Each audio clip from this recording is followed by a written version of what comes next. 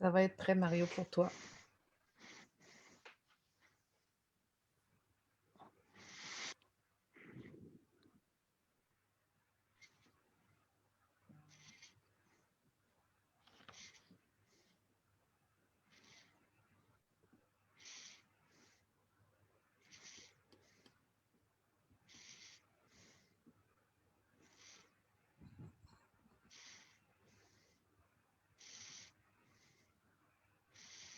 Donc, pour les personnes qui nous entendent sur Facebook, on va débuter dans 2 petites minutes. Il y a des gens qui sont sur Zoom, donc ils vont pouvoir interagir avec l'auteur à la fin de la lecture. Mais sur Facebook, vous pouvez aussi écrire vos questions et du côté de l'amalgame, Mario pourra les corriger, puis du côté de la FOSDG, je pourrai m'y référer puis les amener à la fin de la session. Donc, il nous reste une petite minute et on va débuter.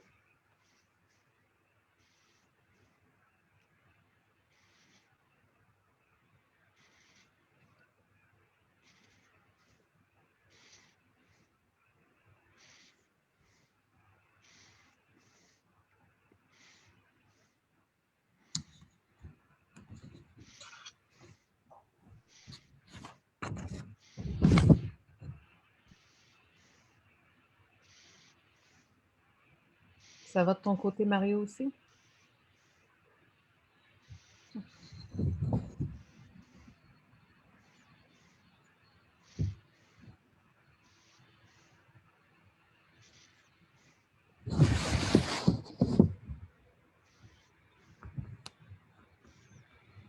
Donc, bonsoir tout le monde. C'est un grand plaisir de vous accueillir à cette troisième soirée webinaire littéraire. C'est une série de 4.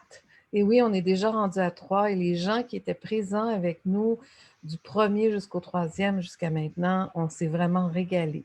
On a pris le temps, même en mode virtuel, d'accueillir des mots, des phrases, des images, des contes. Cette série de webinaires, elle a été pensée par l'Amalgame, organisée par l'ACFA-SDG et soutenue par les éditions David. Ça s'appelle Raconte l'Est de l'Ontario. On a déjà eu Robert Poirier avec Le héros ou le méchant, Louise Larue avec Une ville, 5 objets et 2 amis. Et ce soir, je ne dirai pas qui va parler parce que je vais passer la parole à des gens qui pourront présenter en bonne et due forme. Moi, je suis tel côté, je travaille à l'ACFA SDG, puis ça me fait plaisir d'être là. Je vais voir à la logistique et voir au suivi s'il y a des gens qui écrivent des questions, soit sur le Zoom ou soit en ligne.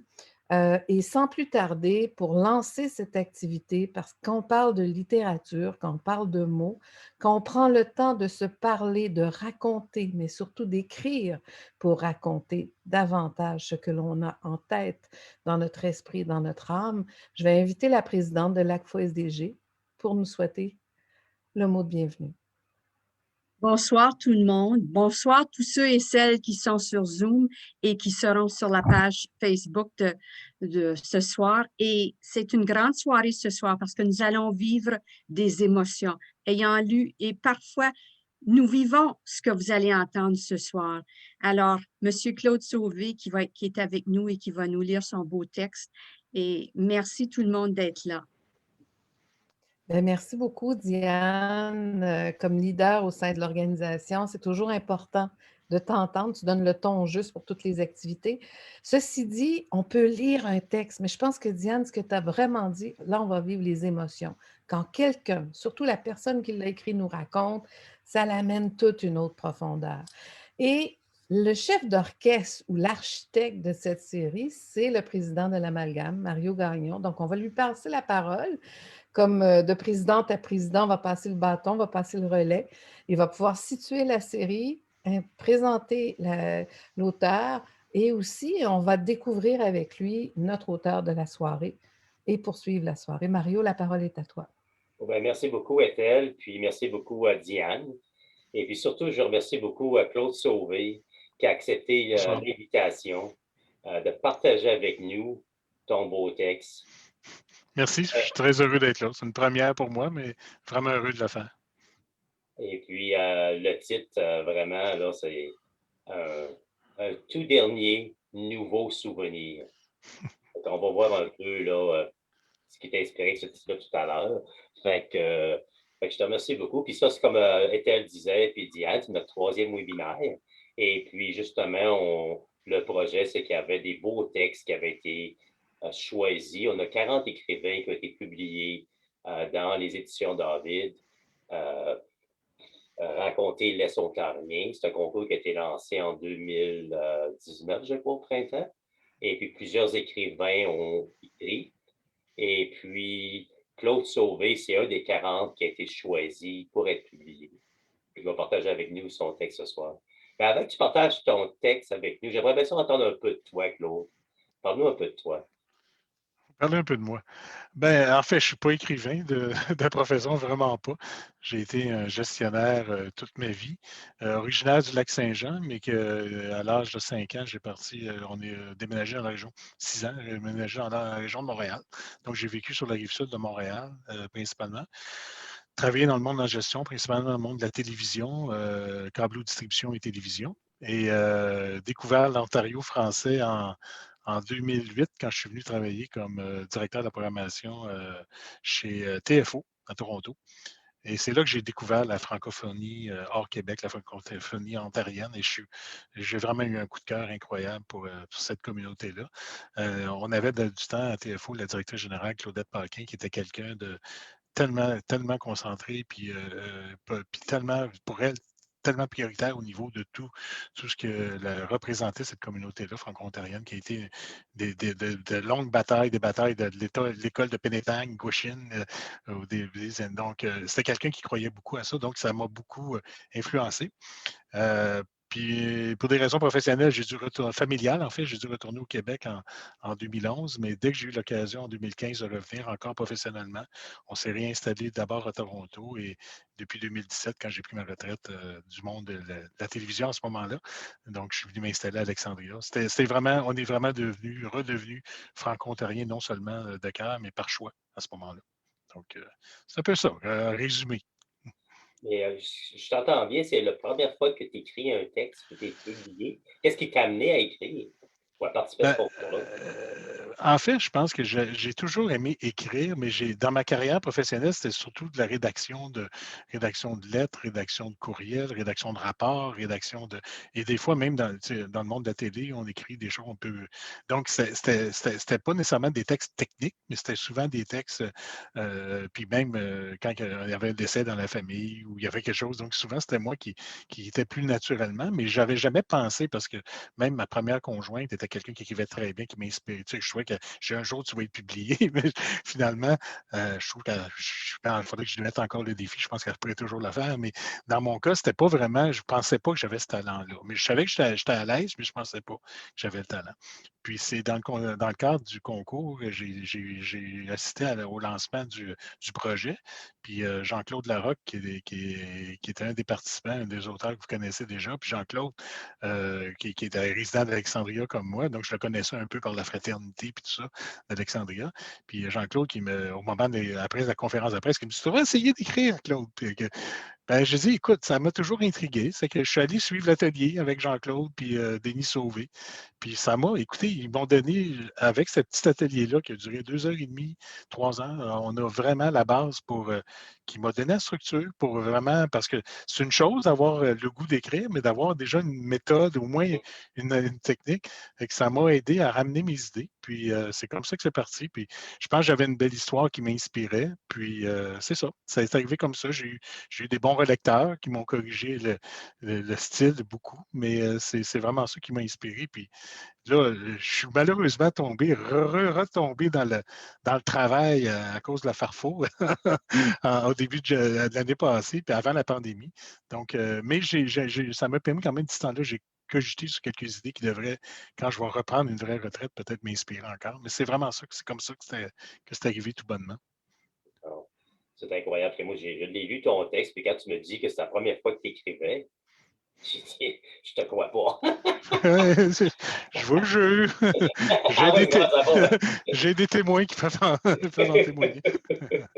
Et puis, quand tu as décidé finalement d'écrire pour le concours, c'est quoi qui t'a inspiré en fait?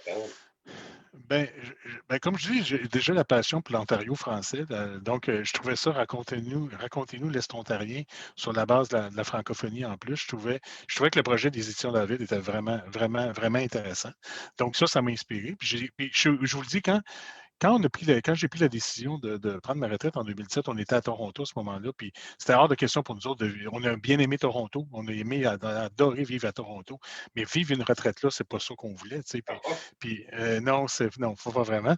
Puis ma conjointe, elle dit oui, mais on voulait rester en Ontario, puis on se disait, puis Lise, elle souhaitait vraiment avoir un bord de rivière, un bord d'eau, puis tout ça. Puis un vendredi soir qui faisait moins 40 à Toronto, on était au restaurant, on a vu l'annonce de la maison qui était à vendre ici à Alexandria. On a appelé l'agent d'immeuble, j'ai dit à ma blonde, de toute façon, il va faire moins 20, moins 1000 en fin de semaine. On va le prendre de tôt, puis on va aller voir la maison le lendemain. Puis on est arrivé un samedi après-midi, on a visité la maison, une maison qui date du début des années 1900. Donc, puis on avait amené quelqu'un qui connaît la construction parce que moi, j'ai été un poussé de crayon, un marteau, je n'étais pas très bon. Puis, donc, on venu avec quelqu'un qui connaissait ça, qui a vu avec nous le potentiel de la maison, avec un agrandissement et tout ça. Puis, c'est sur un bête. On était très chanceux. On a un terrain sur le bord de la rivière Gary, juste avant que ça se jette dans le Mill Pond, dans l'étang. Puis, honnêtement, on se considère, on a un beau grand terrain, on a de l'espace pour s'installer. Puis, on est super. On est tombé vraiment en amour. Puis, cette journée-là, on a vu la maison, on a vu le potentiel. On est allé manger au Nord Glengarry, le restaurant. Puis ici, les gens au village, quand ils voient quelqu'un d'autre, qu'est-ce qu'ils viennent un samedi après-midi? Tu sais, fait que tu sens que les gens te regardent, mais la serveuse était tellement sympathique. Puis on est vraiment tombé en amour avec la place. Puis quand on a compris que c'était 50 francophone, il y avait beaucoup même un peu plus, je pense, dans le village. Donc, ça nous a aidés. Le soir, on est allé coucher, on avait réservé un hôtel à Ottawa. Puis on a réfléchi. Puis le lendemain matin, on est revenu, puis on a déposé une offre qui était acceptée. C'est que c'est la seule maison qu'on a visitée. C'est la seule. Et les gens nous disaient, vous êtes fous. Mais j'ai toujours été un peu chanceux comme ça quand les étoiles s'enlignent et tout ça.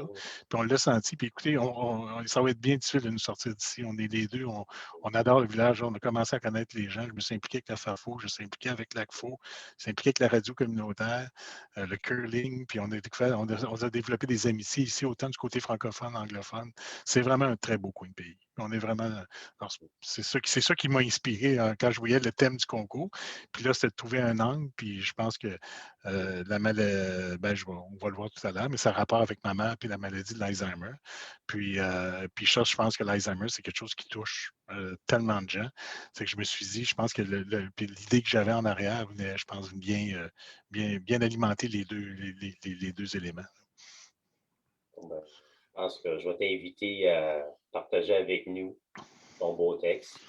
Merci beaucoup. Puis je vais essayer de le faire. Comme je vous dis, c'est une première expérience pour moi.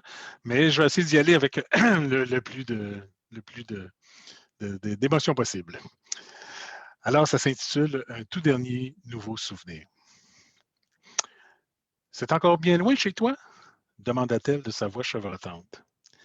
Jacqueline est originaire d'Alma, où elle a vécu les 33 premières années de sa vie et nous a donné naissance à mes deux sœurs, mon frère et moi. Depuis une cinquantaine d'années, elle vit sur la rive sud de Montréal, où elle a exercé son métier d'infirmière jusqu'à la retraite. Bien qu'elle ait encore un peu de famille dans la région du Lac-Saint-Jean, ses voyages là-bas sont devenus très rares depuis le décès de ses parents. Ça faisait à peine 5 minutes que l'on venait de quitter sa résidence pour personnes âgées à Brassard, que ma pauvre maman, assise à mes côtés, regardait la route et cherchait un repère familier. Aujourd'hui, à 84 ans, tout lui semble inconnu. « C'est encore bien loin chez toi? » demanda-t-elle à nouveau 2 minutes plus tard. « Voyons, maman, ça fait moins de 10 minutes qu'on est parti. Tu te rappelles, je ne suis plus à Longueuil, j'ai déménagé à Alexandria, en Ontario. C'est là qu'on s'en va. » En fait, je savais que c'était peine perdue de lui rappeler que j'avais déménagé à nouveau récemment. Elle avait déjà oublié que j'avais quitté Longueuil depuis 3 ans pour vivre à Toronto. Maintenant que j'ai pris ma retraite, je me suis installé plus près d'elle dans l'Est ontarien. Il faut dire que la maladie l'a frappée subitement dans la dernière année, sans préavis tant pour elle que pour nous. Une maladie des plus sournoises, une maladie dont je découvre l'horreur de plus en plus intensément à chaque jour qui s'ajoute au compteur de vie de ma mère. L'Alzheimer. Ce fléau qui semble de plus en plus présent autour de nous avec le vieillissement de la population. Heureusement, Jacqueline se souvient encore de ses 4 enfants. Mais lorsque nous ne sommes pas avec elle, elle nous imagine encore enfants. Elle s'interroge sur le fait que nous sommes absents de la maison Elle qui a pourtant vécu seule en appartement depuis la mort de notre père il y a 30 ans. C'est encore bien loin chez toi? On venait à peine de faire quelques kilomètres sur l'autoroute 30 qu'elle avait déjà posé la même question à répétition. Maintenant, j'avais des doutes. Je commençais à me demander si c'était une bonne idée que de l'amener faire cette escapade. Elle qui a tant aimé voyager pendant toute sa vie semblait angoissée par une simple promenade de 90 minutes. Elle ne comprenait pas où nous allions et sa question répétitive exprimait en fait son inconfort et sa peur de l'inconnu. Cette terrible maladie ne vous arrache pas seulement vos souvenirs. Elle vole, en plus, une grande partie de la capacité à juger et à raisonner. Nous roulions maintenant à grande vitesse sur l'autoroute 20 entre les camions et les voitures et son malaise s'accentuait. « C'est encore loin chez toi? » redemanda-t-elle pour la Xème fois. J'avais arrêté de compter pour tout dire, perdu dans mes pensées à chercher les bonnes choses à dire pour la rassurer, tout en tentant de camoufler ma peine de voir ma mère si dépourvue. Elle qui avait toujours été mon modèle d'autonomie, d'assurance et de courage. C'est alors que j'ai décidé de sortir de l'autoroute juste avant d'arriver à la 401 et de couper à travers les routes de campagne qui longent la frontière entre le Québec et l'Ontario. Nous venions tout juste de franchir le petit pont au-dessus de la rivière Baudette pour rejoindre la concession numéro 5 à North Lancaster. L'inconfort de maman se transforma soudainement en une paisible appréciation du paysage. « Mais c'est beau ici. On dirait le lac Saint-Jean. » L'angoisse avait disparu et son visage exprimait tout à coup une joie simple et sincère. Malgré la maladie d'Alzheimer qui vous voilait de plus en plus sa mémoire, il me semblait que le parcours à travers North Lancaster, Glen Norman, Green Valley et Alexandria la ramenait avec émotion dans ses plus beaux souvenirs. La vue des grandes terres agricoles, des fermes laitières de la région et des petits vallons qui entourent la rivière de l'île a ravivé sa joie de vivre et déposé un baume sur ma tristesse comme par magie. Ces questions répétitives s'estompèrent jusqu'à notre arrivée à Alexandria. Plutôt que de se demander où elle était, elle semblait chercher à connecter ses souvenirs du lac Saint-Jean au paysage qui se dessinait devant elle. « Comme c'est paisible ici! Ces champs sont verts comme sur le rang 7, dit-elle d'un ton plus enjoué. »« Le rang 7 ?» lui répondis-je en cherchant dans ma mémoire. « C'est bien là que mes arrière-grands-parents avaient leur ferme à Alma? »« Oui, répondit-elle rapidement comme si la maladie s'était envolée soudainement. Vous y alliez les 4 enfants manger la rhubarbe et les framboises de grand-maman. » Ouf! Subitement, ce fut ma propre mémoire dont je doutais. J'ai peu de souvenirs de la ferme et de mon arrière-grand-mère. Il faut dire que j'avais 5 ans lorsque nous avons quitté Alma. Mais je me vois encore arrachant de la rhubarbe près de la maison pour la tremper dans un bol de sucre qu'elle a dévoré sans retenue. Le nouvel entrain de ma maman s'est poursuivi pendant toute la durée de son court séjour à ma nouvelle demeure. Avec ma douce Lise, on a découvert cette petite maison centenaire sise au bord de la rivière Gary, tout juste avant qu'elle se jette dans l'étang 1000 au cœur du village d'Alexandria. La vue paisible de l'eau et du grand terrain où se côtoyaient plates-bandes fleuries, pommiers, poiriers, framboisiers et une grosse plantation de rhubarbe ont insufflé une énergie et une joie à ma mère que je ne lui avais pas vue depuis que la maladie avait commencé à lui voler ses souvenirs. Si bien que nous avons même cuisiné de la confiture à la rhubarbe. 2 jours plus tard, le retour vers Brassard m'a semblé moins long. Bien sûr, la maladie n'avait pas disparu. Les questions répétitives sont revenues. Mais entre 2 moments d'angoisse, je pouvais ramener à sa mémoire un peu de mon nouveau chez-moi, de ma rivière et de mon petit lac. La maladie de ces instants m'ont fait réaliser qu'il était temps pour moi de retourner à mes origines, de revoir le grand lac de mon enfance.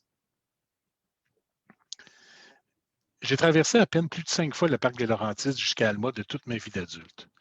À chaque fois, j'ai ressenti la même émotion, un sentiment semblable à celui d'un marin qui revient à son port d'attache.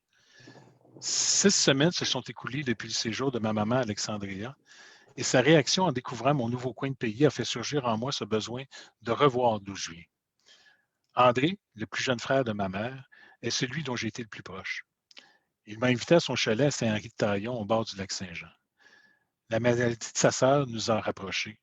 Et attablé devant une assiette garnie d'une généreuse portion de la fameuse tourtière du lac, je lui racontai le séjour de maman à Alexandria. Le repas terminé, André me dit d'un ton décidé « Demain, je t'amène à la découverte de tes origines. » La journée suivante fut fantastique. D'un arrêt à l'autre, j'ai ravivé des souvenirs qui étaient enfouis dans ma mémoire. J'ai pu apercevoir à travers les descriptions passionnées de mon oncle les morceaux de vie que ma mère avait laissés ici et qu'elle avait retrouvés partiellement dans ma nouvelle campagne ontarienne. J'ai retrouvé mes racines dans ce périple, en passant d'abord devant le terrain dans 5 heures de Marie, où ma maman est venue au monde. Ensuite, ce fut autour de la maison du Bedeau, juste à côté de l'église Saint-Joseph d'Alma, là où mon grand-père Antonio et sa famille ont habité dans les années 30. Ensuite, ce fut le rue Bergeron, où j'ai vécu les 4 premières années de ma vie. En déambulant dans les rues d'Alma, j'ai été amusé de constater que je me sentais en réalité plus près d'Alexandria que les 6 heures de route qui m'en séparaient. Alma était autrefois appelée la cité de l'hospitalité, et c'est exactement ce que j'ai trouvé quand je me suis installé 1 an plus tôt dans le canton de Glengarry Nord. Une chaleur humaine que l'on ne retrouve souvent qu'à la campagne, hors des grands centres urbains. C'est au moment où nous sommes arrivés dans le hors du village, au fameux Rancette, où mes arrière-grands-parents ont vécu, que j'ai compris ce que maman avait ressenti chez moi. Cette même maison où j'allais arracher la rhubarbe qui poussait à profusion entre la maison et l'étable y était toujours. J'ai ressenti le calme de la campagne. La vue des grandes terres agricoles qui s'étalaient dans les vallons de la région était semblable, bien que plus vaste, au paysage que je parcours quotidiennement près de chez moi maintenant. Un souvenir me revint. Dans ma jeune vingtaine, je m'étais dit qu'un jour je reviendrais vivre au lac.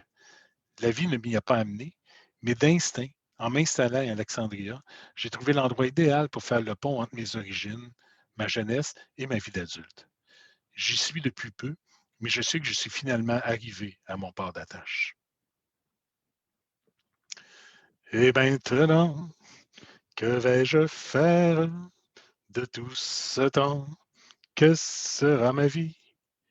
C'est ma sonnerie de téléphone. C'est en même temps une drôle et triste idée que j'ai eue de mettre ce succès de Gilbert Bécaud comme sonnerie quand ma maman m'appelle. Il était son chanteur préféré. Aujourd'hui, c'est la 10e fois que je l'entends. Son téléphone avec les numéros préprogrammés pour rejoindre sa famille est son dernier lien avec une certaine réalité. Ça fait déjà 1 an que ma maman a séjourné à ma maison. Quelques jours à peine après sa visite, on a dû le déménager de son appartement de Brassard vers une résidence spécialisée pour les problèmes de démence. Depuis, la maladie n'a pas cessé de progresser à un rythme effréné. Il y a moins de 2 ans, maman vivait seule en résidence pour personnes autonomes. Elle s'occupait alors de son épicerie, ses repas, sa médication. Aujourd'hui, elle ne reconnaît plus ni le jour ni l'heure. De tous ces gens qui m'indiffèrent, maintenant que tu es parti, je réponds finalement, comme si c'était son premier appel de la journée. Bonjour, maman. Bonjour, Claude. Peux-tu me dire où je suis? Ah, tu es dans ton appartement à la résidence Saint-Jean. Et ça fait longtemps que je suis là? Ça fait 1 an, maman. Et c'est aujourd'hui que je m'en rends compte. Hmm, pas vraiment. Tu as une maladie. Ta mémoire ne fonctionne plus très bien. Mais Anne, elle est où? Elle est dans sa même maison qu'elle habite depuis 40 ans à Longueuil. Tu t'en rappelles? Un peu. Et Isabelle? Ah, toujours dans sa maison à Sherbrooke. Ah, et toi? Bien, dans ma maison, à la campagne, à Alexandria. Tu y es venu l'an dernier. Oui, je me souviens, on a ramassé des fleurs et de la rhubarbe. C'est tellement beau. J'ai figé. Ma mère qui ne se souvient plus de la mort de mon père, ni de celle de ses parents, qui ne se souvient plus qu'elle est à la retraite depuis 20 ans et qui se demande comment et où elle va aller travailler demain. Ma maman se souvient qu'elle est venue chez moi il y a 1 an. Et j'ai pleuré. Je peux me consoler en me disant que moi et ma campagne de l'Est ontarien, on lui aura donné son tout dernier nouveau souvenir. Et voilà.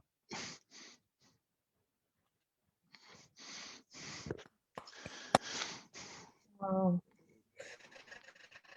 Ouf! Ouf. Mario a raison. Oui, vas-y, Claude. J'allais dire, je dois dire aussi que ma maman est décédée finalement le 11 décembre dernier. Puis c'est mon seul plus grand regret, c'est qu'elle n'aura jamais pu le lire. Puis je sais que si elle avait pu lire, elle aurait vraiment été touchée elle aussi. Mais je le fais, puis j'y dédie tout ça aujourd'hui. Mais ça a été une femme qui m'a inspiré énormément. C'est une femme extraordinaire. Puis c'est ça. Elle méritait ce petit souvenir-là. Ben, merci beaucoup. En tout cas, au nom de tout le monde, là, en mode virtuel ou ici en ligne, c'est vraiment avec toute la générosité du monde que tu nous partages. Autant cette émotion, ces mots, mais aussi cette histoire. J'inviterais les gens, si vous avez des commentaires, des réactions, des questions. Des gens ont déjà écrit, Claude, à quel point c'était touchant. Ça les a rejoints, ça les a rendus émus. C'est tellement beau. Il y avait même une dame qui disait, je l'avais déjà lu, mais je dois avouer qu'il est encore plus beau lorsque tu le lis, ton texte. Vous avez seulement à allumer votre micro. Je vois déjà que le micro de Diane est allumé et le micro de Mario. J'ai l'impression que vous voulez commenter, réagir, tendre la main à Claude. La parole est à vous, Diane. Merci, Ethel. Claude, quel beau texte. Ça m'a fait vivre des émotions parce que je sais ce que c'est une mère qui a la démarche. Alors, merci beaucoup. Et je sais que nos parents, que ce soit ta mère, la mienne ou les autres, vivent des moments difficiles parfois. Ils se posent beaucoup de questions. Ils nous posent beaucoup de questions, beaucoup de répétitions. Mais parfois, à un moment donné, il y a une petite lueur d'un souvenir. Ouais. Et ça nous fait plaisir. C'est vrai qu'on se Merci pour... rattache à ça. Oui, c'est ça. Merci pour ce beau texte, Claude. Bravo. Merci. Merci beaucoup, Diane. Ça me touche beaucoup. Mario, tu avais un commentaire, puis après ça, je vais aller chercher d'autres commentaires en ligne. Moi, c'est la même chose, Claude, comme ça c'était auparavant. Je me voyais, moi aussi, j'ai quelqu'un de proche qui fait de l'Alzheimer. Mais en même temps, comme on disait, moi aussi, je viens du Saguenay, du Lac-Saint-Jean. Je voyais en même temps, même cheminement, j'étais à ma retraite, mais c'était de voir la façon dont tu le lisais, l'émotion. Ce que tu amenais, c'est vrai, c'est du vécu. Puis je te l'ai pas tout à l'heure. Un gros merci d'avoir partagé avec nous et d'avoir fait vivre le dernier nouveau souvenir de ta mère, d'avoir partagé avec nous. Merci Mario, puis ça me touche beaucoup. Je sais que c'est pour ça que je disais que l'histoire était. Je savais qu'elle allait toucher des gens parce que l'Alzheimer, malheureusement, il y en a beaucoup. Mais c'est ça, effectivement. Je suis content de le partager. Puis si ça peut pas soulager, mais ça peut réconforter d'autres personnes. Je suis vraiment content de ça. Puis en passant, c'est-tu Gagnon de Gagnon Frères?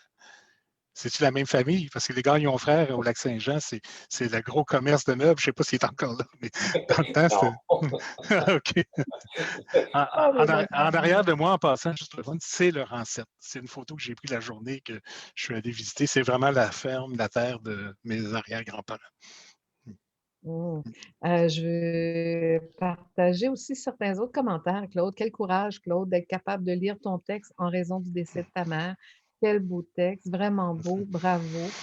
Une autre personne en ligne nous a écrit, nous a fait pleurer. Super belle histoire. Puis un autre, quelle belle histoire, pleine d'émotions. Merci, Claude. Émouvant, si bien écrit. Donc, tous les commentaires se rallient sur cette force que tu as eue de nous raconter, mais de nous partager aussi avec toute l'émotion qui vient avec ce récit. Moi, Claude, c'est quand le prochain texte?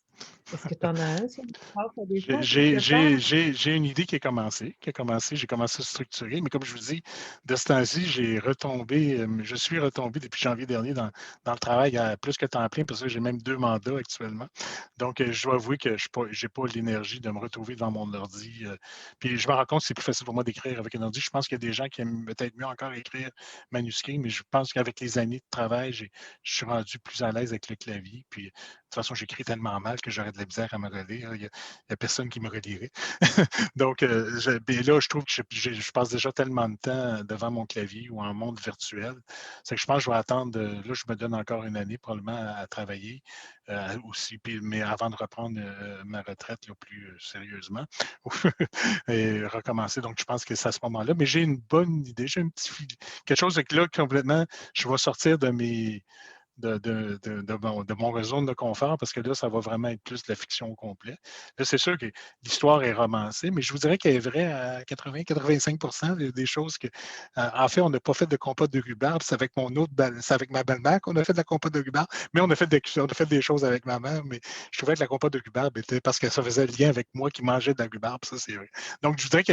Mais tu sais, c'est un peu ça, écrire aussi. Hein? C'est l'avantage d'être un auteur. On peut arranger des choses comme.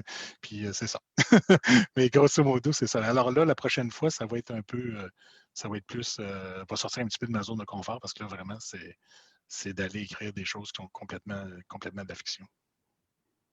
Je vois qu'il y a des personnes qui ont activé leur micro. Madame Mondou, est-ce que vous avez un commentaire à faire? Parce que je vois votre micro allumé. Oui, oui, oui, absolument. C'était très touchant. Puis c'est certain que moi aussi, j'avais lu le texte, mais je n'ai jamais compris le texte aussi bien que ce soir. C'était Merci. vraiment, vraiment bien.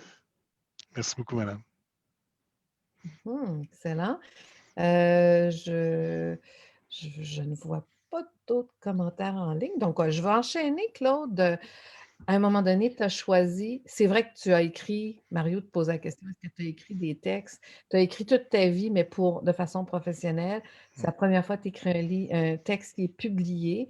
Tu as un projet sur une planche à quelque part qui va, après, quand tu vas revenir à la retraite, tu vas sans doute t'investir. Mais qu'est-ce qui fait en sorte qu'on passe à l'action? Si on n'a jamais écrit, qu'on n'a jamais été publié, puis qu'on dit à un moment donné, ben, je m'essaie cette fois-ci, je le fais, je vais suivre une formation, je vais faire des choses. Qu'est-ce qui fait qu'on fait le premier pas, qu'on monte la première marche? Je pense il y a une question d'alignement des étoiles, peut-être, en tout cas dans mon cas, parce que là, j'étais au début de ma retraite, ou que je pensais qu'elle était définitive à ce moment-là. J'étais dans un mode où là, j'étais encore, je vais-tu faire de la photo, je vais-tu faire de la musique, je joue un peu de piano. Là, je voulais faire de la photo. Ma conjointe m'avait donné un drone au moment de ma retraite. Puis, donc, j'étais vraiment en mode exploratoire. Qu'est-ce que je veux faire? Puis là, je suis comme tombé sur ce projet-là. Puis c'est Jean-Claude. Puis je pense que le moment était enligné. Puis je m'étais toujours un peu, puis je sais que les gens me disaient, tu as une belle plume, tu écris bien, puis je trouvais, puis je me rappelle même à un moment donné, mon frère, aux 40 ans de mon frère, j'avais écrit un texte là, humoristique, puis honnêtement, je trouvais qu'il y avait de la structure, ça se tenait. Puis c'est que je pense que c'est tout ce genre de choses-là qui ont dit peut-être qu'à un moment donné, je devrais l'essayer.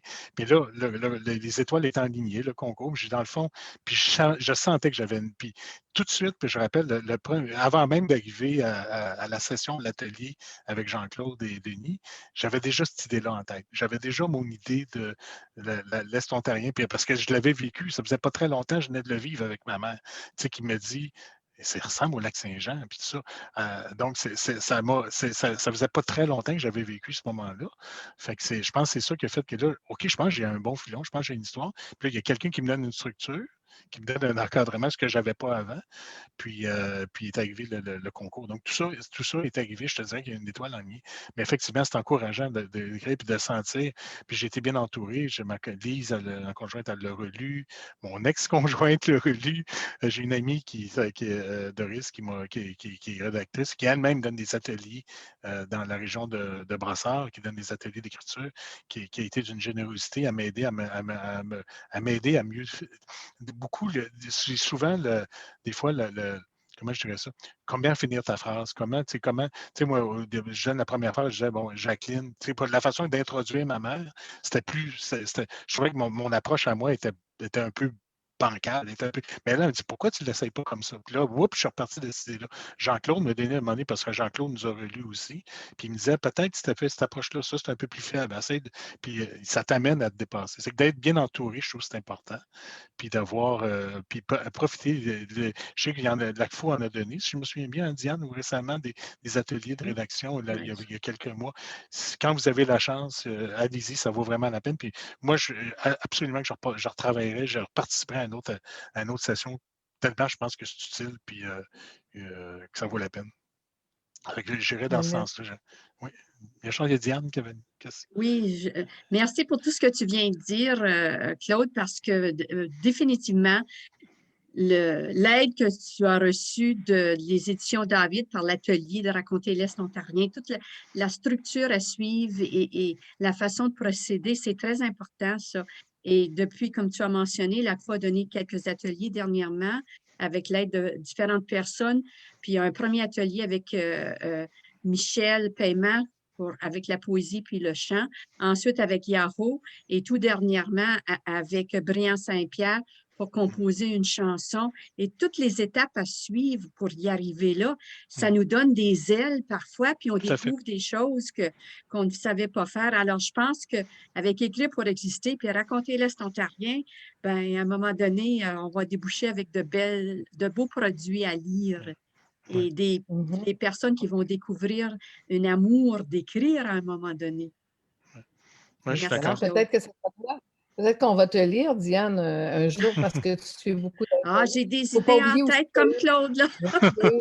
ouais, il y a eu aussi l'atelier de Maman Fêtée pour le conte africain, puis il y avait C'est vrai. beaucoup de monde Ouais. de la communauté qui essayait de découvrir comment on raconte. C'est quoi un griot? Un griot africain, on sait ce que c'est, mais une griotte franco-ontarienne, ça serait quoi? Puis c'est peut-être la Diane là, qui va un jour nous raconter. Il y a un dernier commentaire en ligne, puis ce qui est fascinant avec les médias sociaux, puis Mario a beaucoup été, il a été très actif à promouvoir la série. Il y a des milliers de personnes sur différentes tribunes qui ont entendu parler de l'Est de l'Ontario, des auteurs qui font partie de la série, de l'amalgame. C'est vraiment génial. Puis là, il y a un dernier commentaire en ligne, ça dit bravo, émouvant. Tu nous as plongé dans l'univers de ta maman chérie et tu nous fais revisiter les beaux paysages de Glengarry. Donc, tu as réalisé un projet d'écriture, mais qui vient chercher chacun et chacune à sa façon, dans ses souvenirs, dans son vécu. Mais toutes les personnes qui ont été en ligne, tous les commentaires ici sur Zoom ou sur Facebook ont été dans le même ton. Beaucoup d'appréciation envers ta générosité et d'avoir mis ce vécu en images et en histoire et en mots. Moi, au nom de tous les participants et participantes qui t'ont écouté, je dis participants, participantes parce que malgré tout, on participe, hein, on ne fait pas juste Ouais. accueillir, c'est pas juste un spectacle qu'on entend. Je pense que tout le monde s'est permis de le vivre pleinement. Je te dis merci. Et sur ce, moi, je repasse la parole à Mario. Il y a peut-être d'autres questions. Sinon, on va continuer notre parcours littéraire. Mais Mario, la parole est à toi pour conclure avec Claude, puis aussi nous annoncer la suite. Encore une fois, merci Claude. Et puis, tu me donnes aussi le goût d'écrire. J'ai collaboré justement à ma première écriture d'une chanson avec Diane. Ah! Ben oui, j'étais sur. On m'avait demandé d'aider avec Écrire pour exister. Et puis à trois, on écrit une chanson. Et puis on est avec Michel aussi, on était trois à l'écrire. Puis Brian Saint-Pierre nous a aidés. Vous avez remarqué que je n'irai pas la chanter. Là, je ne suis pas Gilbert Bécaud encore. Nous non plus, mais ce sont les paroles. Hein? Il y a d'autres beaux projets qui s'en viennent que je veux vraiment participer. Comme aussi, comme toi, je suis à la retraite. Et puis, à un moment donné, je n'ai plus de contrat. Fait que là, je m'implique plus. Mais j'aimerais ça écrire aussi. Mais ça prend une structure, comme tu disais. Fait que merci de voir que premier texte, bien entouré, oui, ça se fait. Oui, ça se fait. C'est un beau témoignage. Fait que je te remercie beaucoup. Et puis, merci à vous. Merci à l'Amalgame et à l'ACFO. C'est vraiment apprécié. Puis aux éditions David, je ne veux pas les oublier. Et puis, comme Étienne disait, c'était notre troisième webinaire. Il en reste un. Et puis, le prochain, ça va être avec M. Robert Perron, le 31 mars. Je pense que lui, ce n'est pas son premier texte. Fait que j'ai hâte d'entendre ça. Ça va s'appeler Parlez-nous. Fait que c'est lui qui va conclure là, notre série de 4 webinaires, Raconter les Ontariens. Fait que je vous invite tous le 31 mars à nous rejoindre pour notre dernier. Et puis pour ceux, encore une fois, on disait tout à l'heure, qui n'ont pas pu le voir sur Facebook, il est là, mais on va l'avoir aussi sur la chaîne YouTube, disponible très bientôt. Fait qu'on va partager le lien, que tu puisses partager avec les gens qui ne sont pas sur les médias sociaux. Il y en a encore des gens comme ça. Parfait. Merci. Merci beaucoup, Mario, pour l'invitation. Merci beaucoup. OK. Bonsoir tout le monde. Merci, bonne fin de journée tout le monde. À la prochaine, au 31 mars.